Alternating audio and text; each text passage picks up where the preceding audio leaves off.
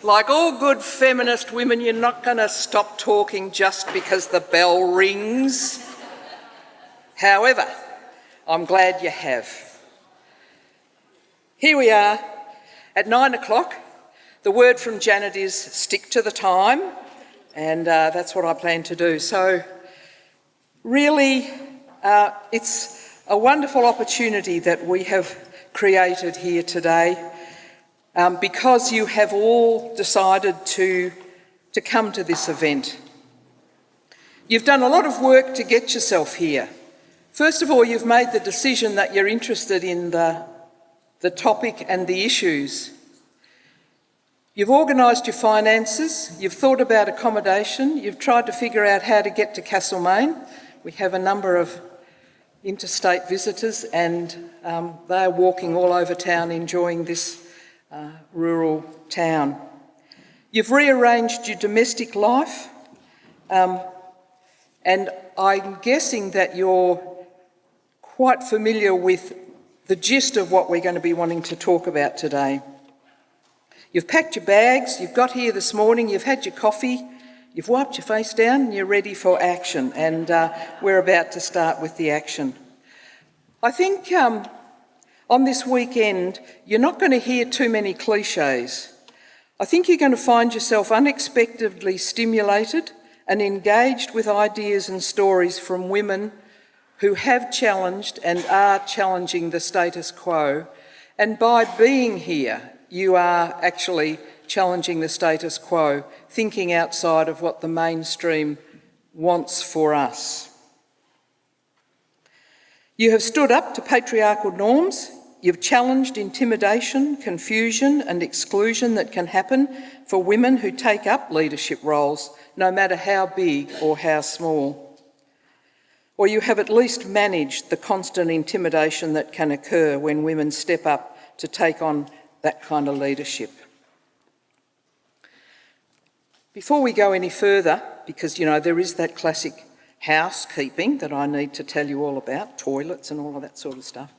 But it's with great pleasure that I can now give you some information about Auntie Sandra Barber, sitting here. Sandra Barber is a proud member of the Dja Dja Wurrung people. She traces her lineage back to her ancestor Emma Kerr. As part of the Stolen generation, she has connected with her heritage through dance over the years. Discovering her roots in the early 1990s, it has profoundly shaped her life's journey. Currently, Sandra is the co-chair of the Stolen Generation Advisory Committee for the Department of Justice and is now entering her 4th year in this important role. Despite living with legal blindness for most of her life, she has used her experiences to enhance her other abilities. Along this journey, she discovered a passion for teaching that has always been part of her story. Her career began as a teacher's aide in the early 1980s, and she returned to teaching in 2007 and 2008.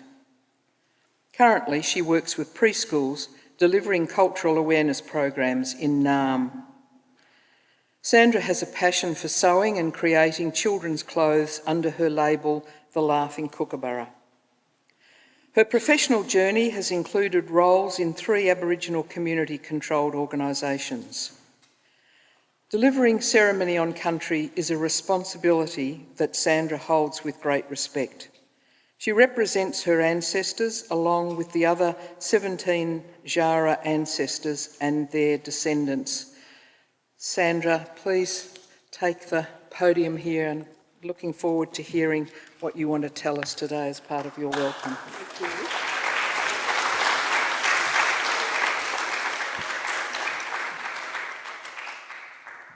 Changing of the glasses. That was very impressive. That's me. That's you. Very impressive.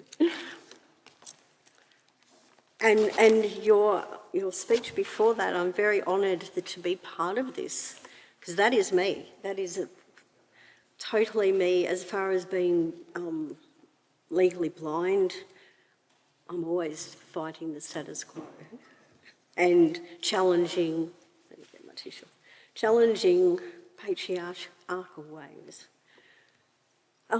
So, thank you for inviting me here. I didn't think I'd be nervous, but now I'm standing here, yes I am. But anyway, so Womanjika, welcome. So some of it I'll read, then some of it I'll just talk about me. And then there's another part that I'd like to read that it's going to be a little bit off-centre what I'm going to challenge you with. But having said that, we can't look at Aboriginal ways from a Western perspective. So bearing that in mind, I will start speaking. So my name's Sandra Barber. I am a proud representative of the Jara people, connected to my apical ancestor Emma Kurt. Emma was born around 1859 at Kelly Station, Bendigo Creek. Emma was married twice, first to John Patterson and then later on to Alex Coomber Campbell.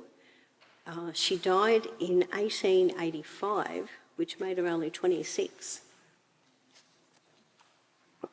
I welcome you to this morning's gathering on Jara country and to this event, Women's Climate Change Congress. I pay my respects to elders of all Jara elders, past, present and emerging. I also pay my respects to any Aboriginal and Torres Strait Islander people here today. I acknowledge your physical and spiritual journey. So what are the boundaries of Jara land? So Dja Dja Wurrung land extends from Mount Franklin and the towns of Creswick and Dalesford in the southeast to Castlemaine, Maldon and Bendigo in the east, Boort in the north, Donald in the northwest to, I don't know how to say this, Navarre Hill? Someone correct me if it's wrong. That'll be fine. That'll be fine, okay. And Mount Avoca, making the southern boundaries. Our territory encompasses Bendigo and the Clunes goldfields and the Loddon and Avoca River watersheds. So a little bit about Jara people. The Jara people, also known as Dja Dja Wurrung people, are represented by the Dja Dja Wurrung Clan's Aboriginal Corporation, trading as Jara. In 2013, the corporation entered a historic recognition and settlement agreement with the state of Victoria for all past, present and future Dja Dja Wurrung people.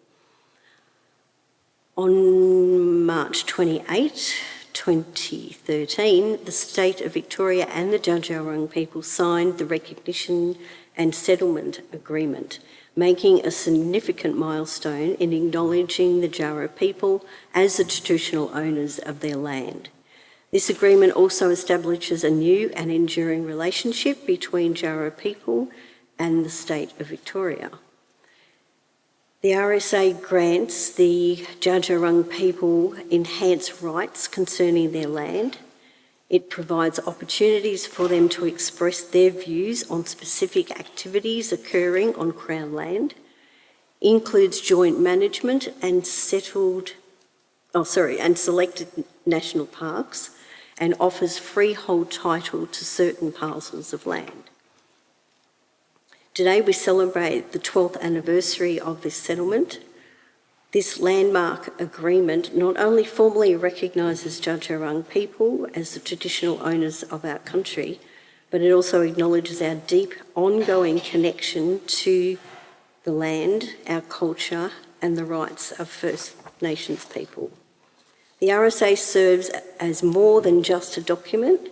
It's the foundation of self-determination, cultural resilience and the protection of our sacred sites. It ensures that the Jara people have a voice in decisions that shape our future and reaffirms our responsibilities to care for country, and as our ancestors have done for millennia. For business and organisations operating on country, understanding the significance of this agreement is crucial for meaningful engagement with Jara community. Our new RSA training workshop offers valuable insights into the agreement, its implications and how it influences the future of the people and the land. This is an opportunity to deepen cultural awareness and foster stronger, more respectful relationships with traditional owners. I've left a few copies of the land management plan up the back if anyone's interested in that. So just before I start, I'd like to read a little, I guess, I don't even know what you'd call it, just a quote that one of our uncles has written down. So Jara, which is the Dja Dja Wurrung people, have lived on our traditional lands and cared for country over thousands of years. For us, the country is more than just the landscape. It is more than what is visible.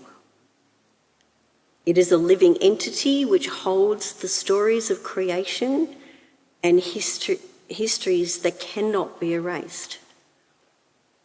Our ancestors, and let's not just think of them as airy-fairy, they were real living people, as one day we will be our grandchildren's ancestors.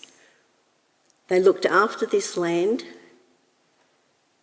and it is for this reason we are duty-bound to look after it for the future generations.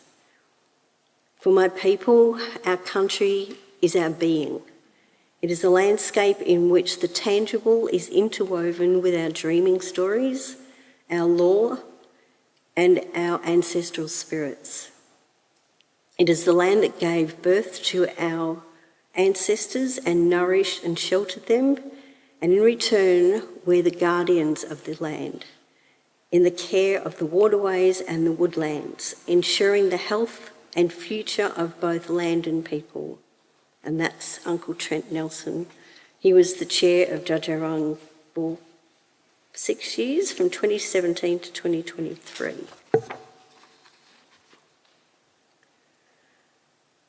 So I'd like to just say we cannot look at Aboriginal culture, like I said before, with a Western lens. Like Uncle said in his little thing before, the tangible is interwoven with the dreaming stories, our lore, and our ancestors. To talk about the dream time, to talk about the lore, to talk about our ancestors, these are all things we can't see, but they influence everything we do. Everything is energy, and we forget that. We are all energy beings, and our ancestors knew that. So I want to talk a little bit about me. So I, like Margaret said in my bio, I've been legally blind probably since first year high school. But some people would go up to disability, and to this world, yes it is. To me, no it's not. To me, it is pushed me into the invisible world. And at first, for a long time, I didn't know that. For a long time, I was a victim of the patriarchal system. Two things were happening. I was a child, before I was 3, I was in 4 homes, so I was a ward of the state. So I didn't have connection with anybody. So therefore, that being was looking for connection with people. And so in a vulnerable world, I'm vulnerable. Predators know how to pick vulnerable people. And so I ended up in a lot of scenes that I shouldn't have been in, bikie scenes. So I tried everything. I was in the bikie scene, I was in the surf scene, I was in the fashion scene, I was in the sports scene. Where do I fit? That was my thing. But along the way, the bikie scene was the worst. The bikie scene, but having said that, I allowed myself to go there because I had a need. And it took me a long time. I guess even my marriage was like, oh, somebody accepts me. Until I realised, no, he didn't. He was lonely. That was his motive for getting married. And so I guess my message is, if you can find yourself, and that's what meditation's all about, if you can sit with yourself and be happy with yourself, that's all that matters.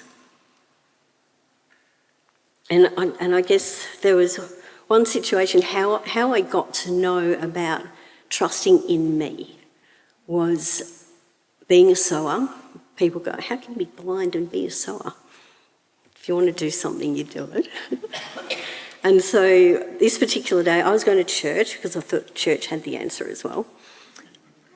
And so from the pulpit, the pastor says, if ever you need anything, don't hesitate to ring the office. So I needed some stuff for sewing, maybe some tweezers and cottons or something. Anyway, I went to the gym with a friend. She said, oh, I'm off to Burleigh today. Burleigh Heads, I lived on the Gold Coast.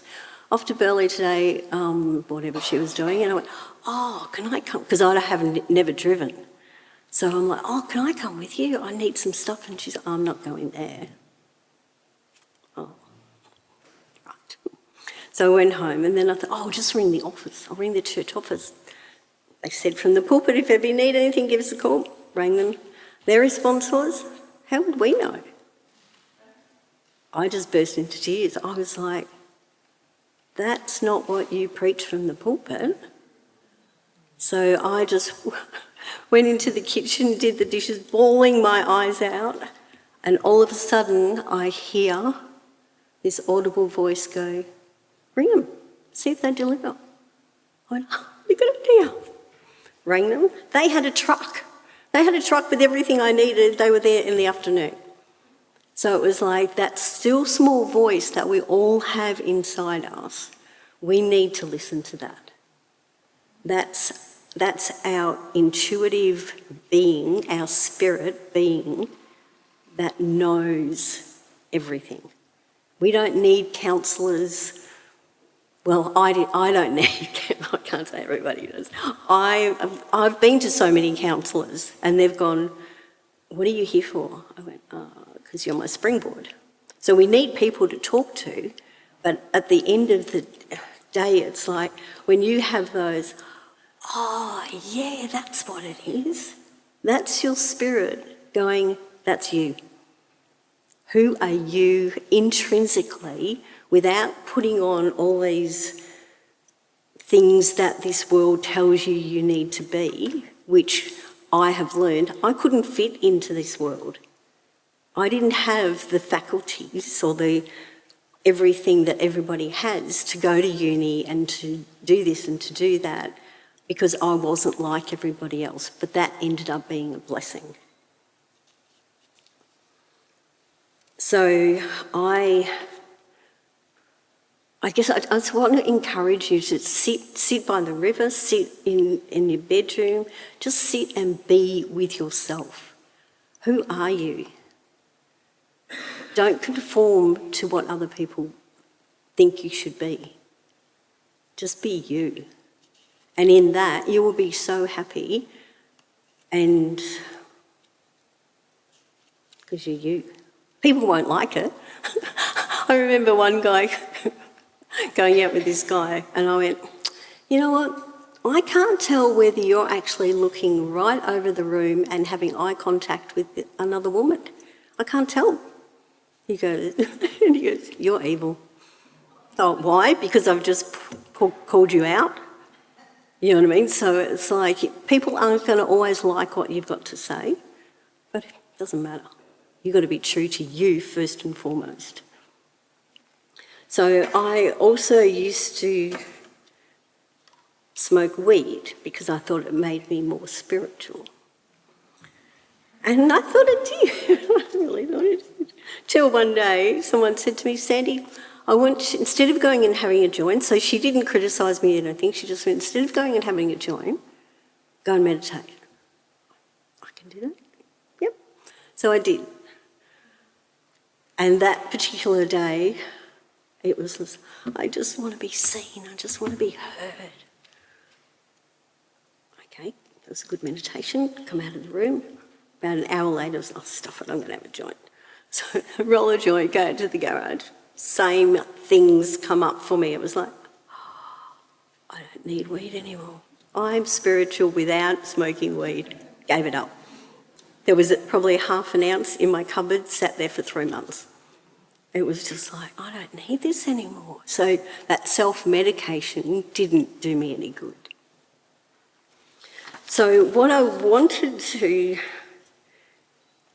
do was, through my vision loss, I was on NDIS, I am on NDIS, and so I've always wanted to get a horse of my own. But the best nearest thing was to go and do equine therapy. So I found this woman and she was absolutely brilliant with horses. She didn't lead them from here.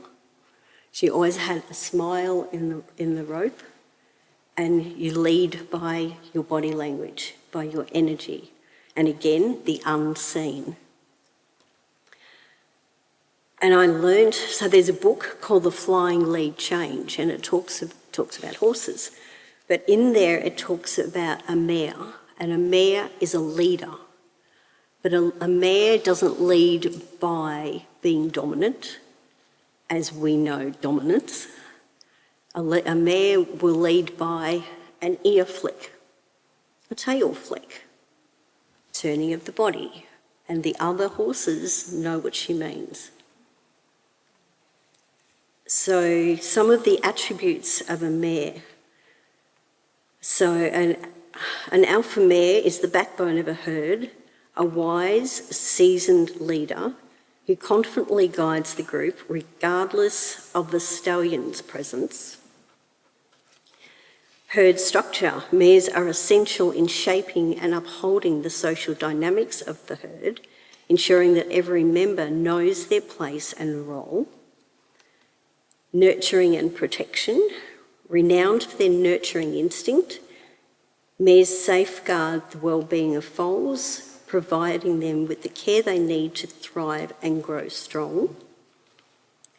Mares have an incredible ability to calm anxious or distressed herd members through the gentle nudge, mutual grooming, or simply by standing close.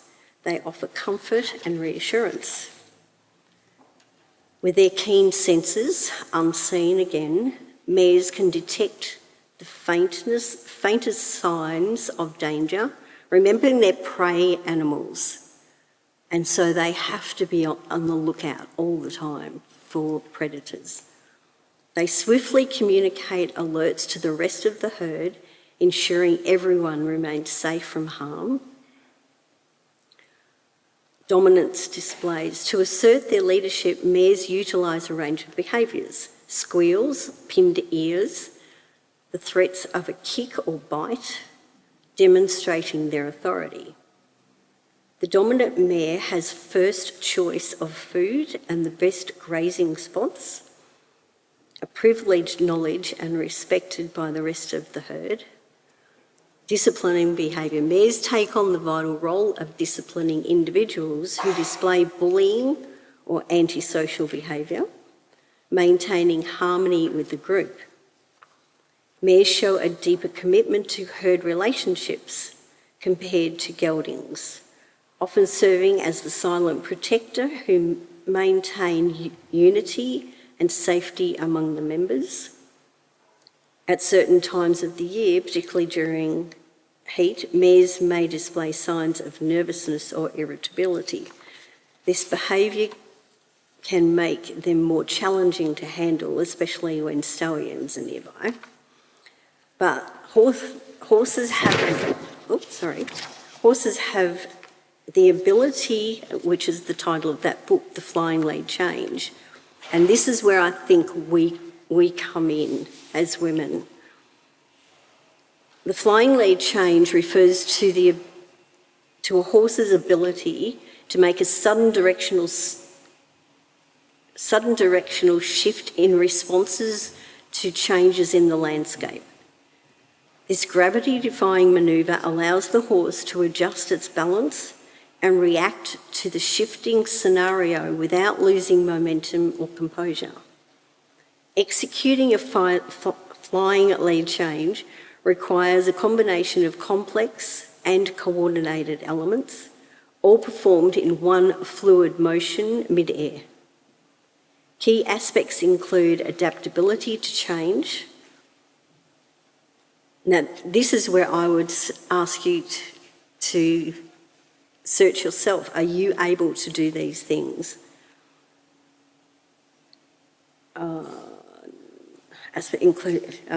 Ability to change, connection, how are you connecting with people, balance, equilibrium. Additionally, a calm mind and openness to new possibilities, maintaining tempo, a suspension of established patterns or rhythms while continuing in a forward movement, and a sense of levitation are essential for creating the necessary space for a smooth transition to a new direction. Just a little something, that happened yesterday. My grandson, so we go shopping. Jamie has to do something, my daughter. I said, I'll just take Chris and we'll go to the play area. So we get to the play area and I said to him, now when Mum comes, we've got to go because we've got to go and pick the other kids up.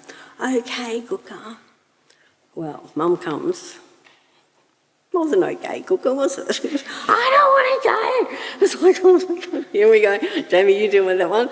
And so then he's like that all the way from the shopping centre to the car. But I remembered, and I think this is the beauty of being my age with this life's experience, I remembered the song he used to go to sleep to. So he's almost 4, but I remembered the song he used to go to sleep to. And I said to Jamie, put that song on.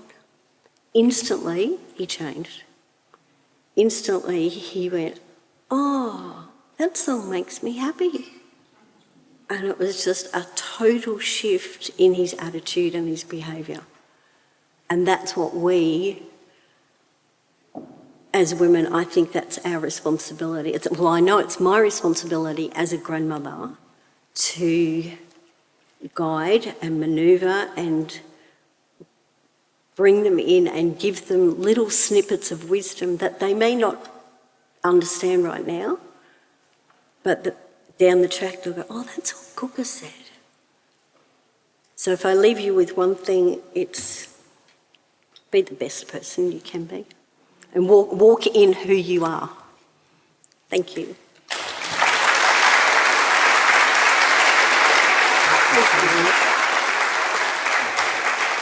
Me and Fiona just want to take a few moments and I'll just give you some feedback and then Jennifer and Lynn, could you in a few moments just say farewell to Fiona and Sandra because they have to leave, they're going somewhere else. But we can't move on without acknowledging the depth and the richness of what Sandra has spoken to us about and her experience.